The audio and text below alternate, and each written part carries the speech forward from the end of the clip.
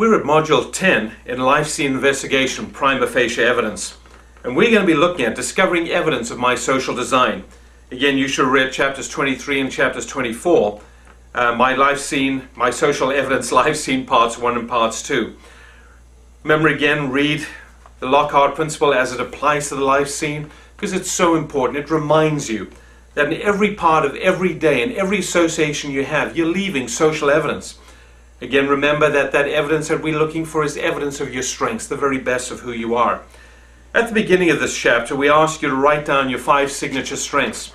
That's from doing the VIA, the Values in Action profile. It's the long profile. If you're a teenager, it takes about 20 to 30 minutes. If you're an adult over the age of 18, it takes you 30 to 40 minutes. So list what those 5 strengths are. Write them down on that front page. Again, begin to think about them, begin to journal about them, begin to see how they really apply to your life, how they've been used in your life and your association with other people. On page 35, you have the little boxes there which talk about leadership, and we ask you to write down just 3 or 4 pieces of evidence in each box, talking about, again, the very best of who you are. We have the 10 evidence discovery questions. Remember to use them. They're so vital as you look at your social life scene. Where have you been flowed? Where have you been in that state of grace, or that sense of feeling the pleasure of God when you associate with other people? Some of us feel it when we lead other people. Some of us feel when we follow and we support the leader. Where is it that you feel that sense of flow? One of the very vital parts of social design is understanding how we live in a brand new world. It's a brave new world.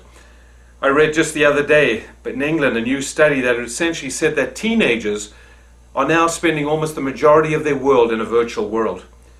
We associate and we socialize and we communicate online almost as much as we do in everyday life, or in real life, and in viva life as they call it. So we want you to gather evidence from your cell phone, from your computer. We want you to look at the things again that really make you come alive. Virtual associations are just as real as in life associations. This is the world in which we live. To try and deny it, to try and somehow put it out of our minds and say we're going to run away from it, is really silly in my estimation. There's a great deal of evidence there.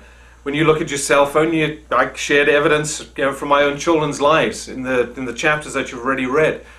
Find evidence, look for evidence, understand and start beginning to interpret that evidence. Who are the people that when you're around support you? Who are those people who enable you to do the best of who you are? The people that you love studying with, the people that have the same mindsets as you have. The people that, again, make you the very best of who you are. They tell you about who you are and the best parts of your life. I give you on page 37, page 38, there's a long exercise there again about talking about all these different parts of social design. Take the time to read through them. And as you discover and as you're able to gather evidence of what those strengths are, journal about them. I keep pushing this concept of journaling. I don't like journaling. I self-journal about everything. In a journal, that is.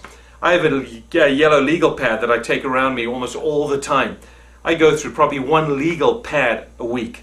I'm jotting down thoughts, I'm jotting down ideas, new creative things I'm planning, and new programs I'm trying to develop. I'm always writing, I'm always journaling, essentially.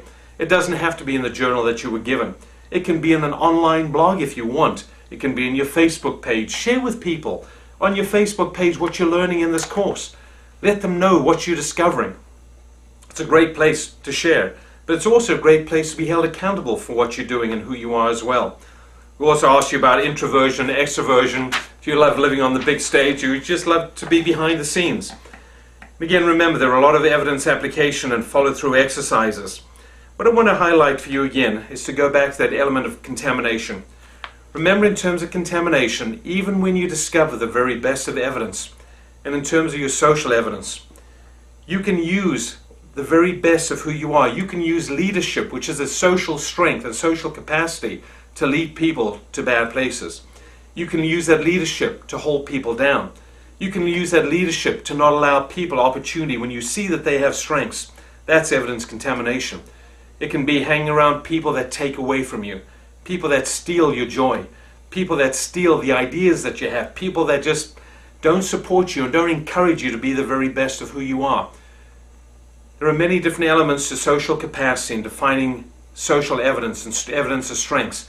So take your time again. think through these issues carefully. Read through the chapters in the book again.